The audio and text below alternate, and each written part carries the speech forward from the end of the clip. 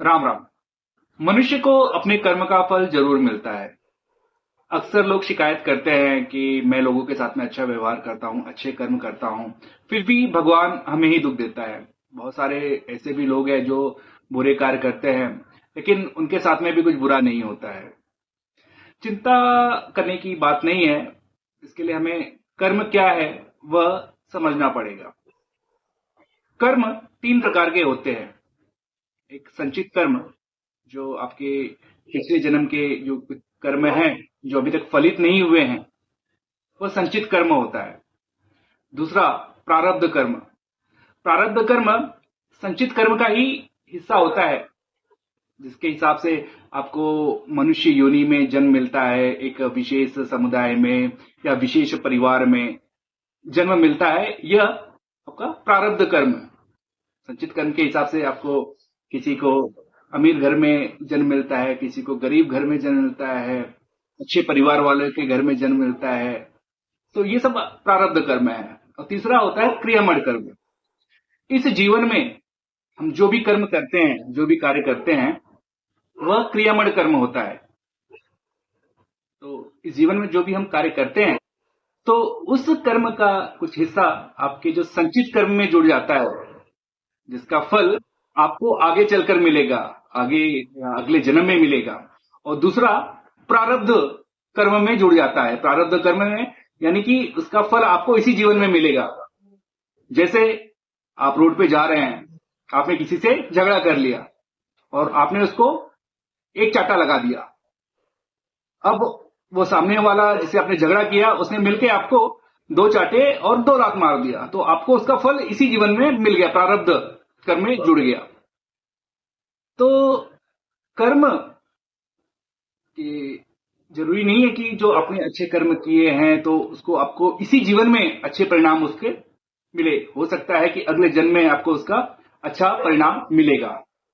भगवान श्री कृष्ण गीता में कहते हैं कि कोई भी मनुष्य कर्म से नहीं बच सकता।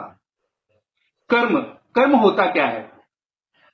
सनातन धर्म में कहते हैं कि कर्म क्रिया और संकल्प से मिलकर कर्म बनता है। Action and intention.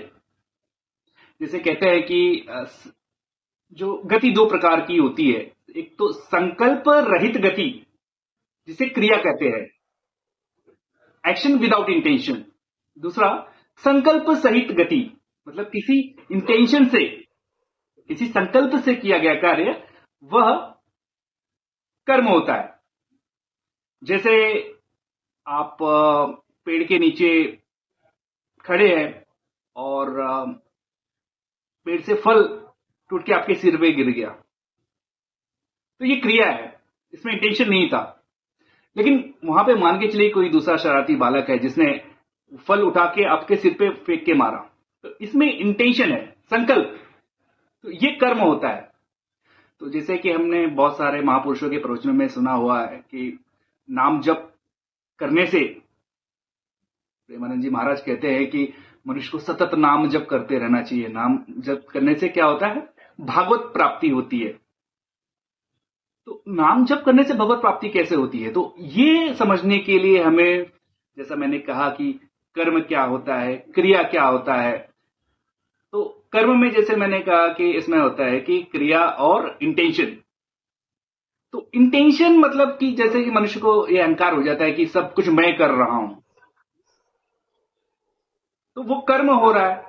और जब वो कहे कि ये सब भगवत कृपा से ही हो रहा है, कि इसमें मेरा क्या है, जो भी है सब प्रभु की कृपा द्वारा हो रहा है, तो अब इसमें जो क्रिया तो हो रही है, लेकिन जो संकल्प, इंटेंशन नहीं, इंटेंशन को हम भगवान के नाम कर दे रहे हैं, तो ये कर्म में नहीं जुड़ रहा है। जब कर्म नहीं जुड़ेगा, तो ये जो बोलते ना कि जो संचित कर्म और प्रारब्ध कर्म में जा रहा था, वहां पे नहीं जाएगा। और जो मनुष्य है, मनुष्य को इस मानव योनि से छुटकारा मिलता है और उसे भगवत की प्राप्ति होती है।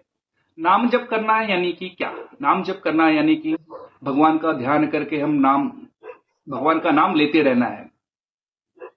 मतलब विदाउट इंटेंशन, मतलब इंटेंशन जैसे कि मान के चलिए आप नाम जप कर रहे हैं और आपके ध्यान में है कि बाहर क्या चल रहा है, तो इंटेंशन जब जब तक आपकी इच्छाएं रहेंगी तब तक वह कर्म में ही गिना जाएगा और इसका बोझ जो संचित कर्म और प्रारब्ध कर्म में बढ़ता जाएगा।